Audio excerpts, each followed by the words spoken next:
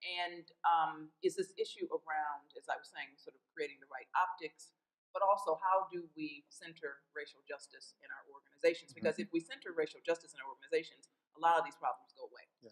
At the end of the day, they just go away, and that's difficult.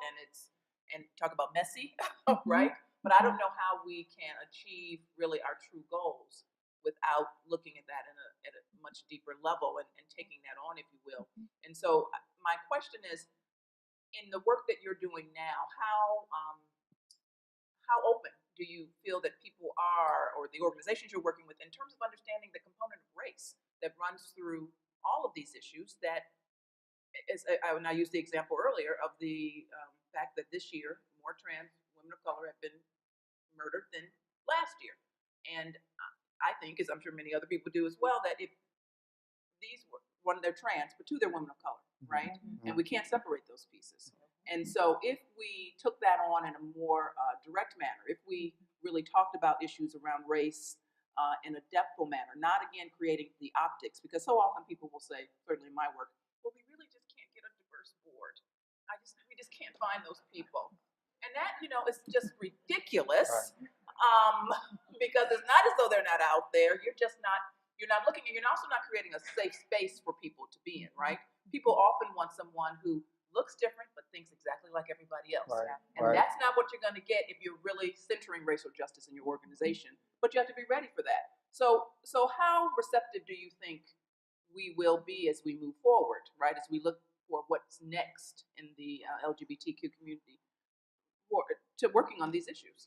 Who would like to start? Imani, it looks like you're getting ready to say something. I think that you just have to be intentional about doing that.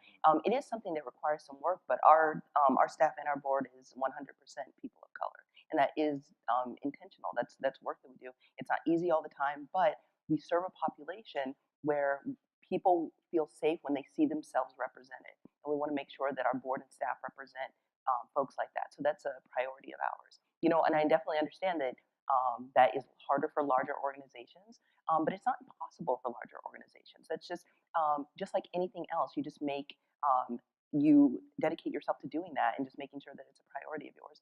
It has always been a priority of Affinities, and it will always be a priority of Affinities. Yeah, I come from a larger organization, but I have the privilege of having a CEO who is a man of color. So he does get it, and he's very intentional, and the organization is very intentional about making sure that our board is diverse, and even making sure that our program staff is diverse. We were even, like I mentioned earlier, we moved into Inglewood, and we were very intentional about making sure that we were hiring staff that was from that community. So the people in that community will feel safe going to that clinic. It's just all about being intentional about everything you do. Yes, it's going to be messy, but if you do the work, we'll get it done. Abby? Yeah, I think, I agree with everything you said, and Mary, you said something that was really true, which is, you want it, it's like we kind of all like when people think a lot like we do, whatever that is. And so I think it's being willing to really hear other points of view and recognize there's something to be heard in that. And I think that's really important. At Trevor, we are like, we hear from young people all over the country, from, every background, everything. And so part of our challenge is always being able to, have many people have different experience from our volunteers. So they have a way of looking at it, and then training, because, I never know what youth and what their background is going to talk to what volunteer, and so it's really about training on so many levels. We train a lot on intersectionality, so all of our volunteers have competence. We train a lot on cultural competency, on especially around gender identity, and those things is really, really important. But I think the one thing that I would say, it's just a little bit following up from the other panel, which I kept thinking about, is, we just have to recognize and call it out as all the isms. I mean, they're still all there. I wish one of them would go away. Any one would be better, Right.